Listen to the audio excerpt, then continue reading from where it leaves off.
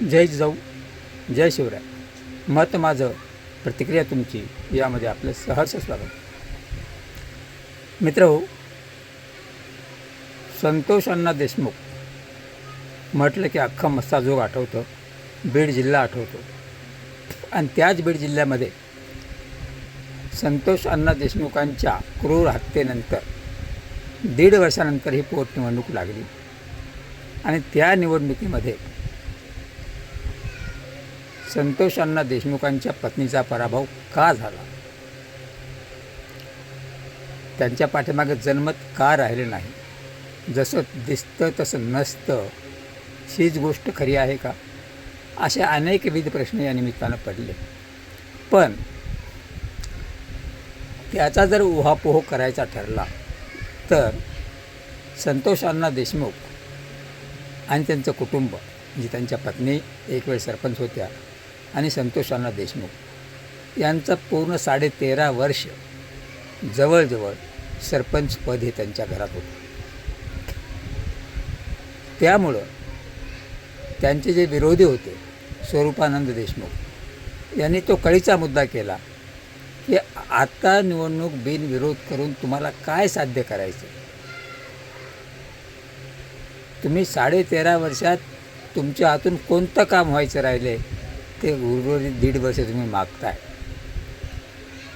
त्यानंतर त्यांनी धनंजय देशमुखांवरही आरोप केले की संतोष अण्णा देशमुखाच्या हत्येनंतर तुम्ही अमाप संपत्ती जमा केली. पण शहाला कटशहा असं राजकारण धनंजय देशमुख यांनी केलं नाही. त्यांनी कुठलाही आरोप हा प्रतिस्पर्धी उमेदवारावर केला नाही. त्यांचं एकच म्हणणं होतं की संतोष अण्णा देशमुखाच्या आत्म्याला शांती मिळावी म्हणून तुम्ही बहिणींना निवडून द्या. आणि मागील 1.5 वर्षाच्या काळामध्ये धनंजय देशमुख गावकऱ्यांच्या काही समस्या सोडवू शकले नाही. कारण ते पद जरी रिक्त असलं तरी कारोबार मात्र यांच्याकडेच होता. पण ते संतोष अण्णा देशमुखांच्या लढाईमध्ये त्यांना वारंवार पळापळ जी करावी लागली, त्या पळापळीमध्ये त्यांना फारसं लक्ष देता आलं नाही. आणि तेथील गावकऱ्यांमध्ये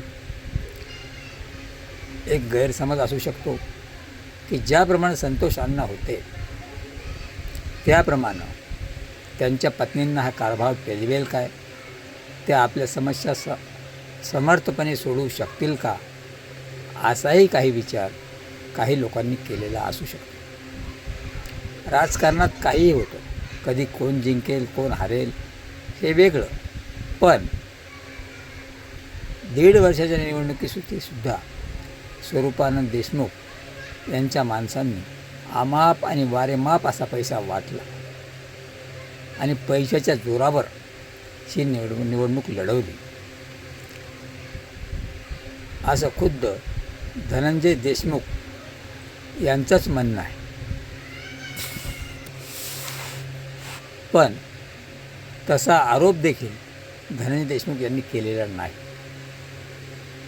ते फक्त संतोष अण्णाच्या ध्येय धोरणांना, त्यांच्या स्वप्नांना पुढे नेण्यासाठी मत मागत होते. आणि त्याचवेळी प्रतिस्पर्ध्याकडून आरोप करत जे यांना 13.5 वर्षात करता आलं नाही ते येत्या 1.5 वर्षात काय करतील असं म्हणून पैशाचं वारेमाप वाटप करून आणि एकाच घरात सत्ता किती दिवस देणार, मी सुद्धा संतोष अण्णा देशमुखांच्या लढाईमध्ये अग्रेसर होतो, संपूर्ण गावाला सोबत घेऊन होतो, असं म्हणत त्यांनी प्रचार केला.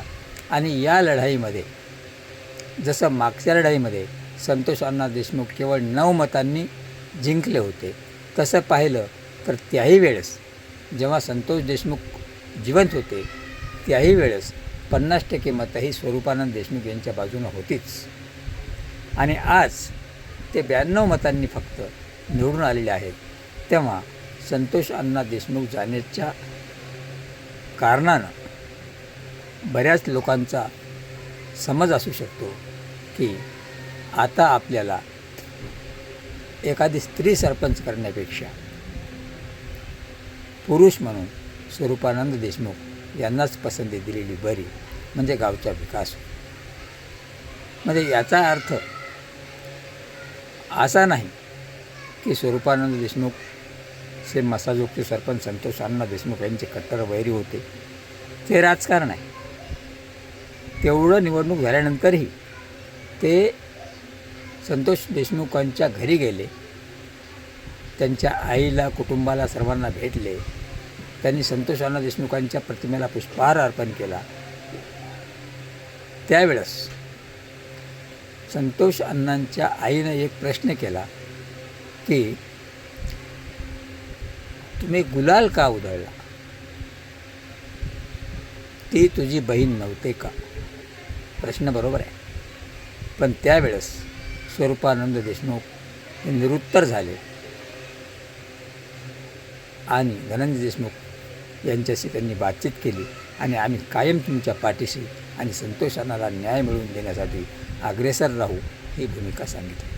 त्यावेळी धनंजय देशमुख यांनी देखील त्यांना पुढच्या वाटचालीसाठी शुभेच्छा दिल्या. पण जेव्हा ही गुलाल उधळत विजयी मिरवणूक निघाली, ती संतोष देशमुखांच्या आईला खटकली.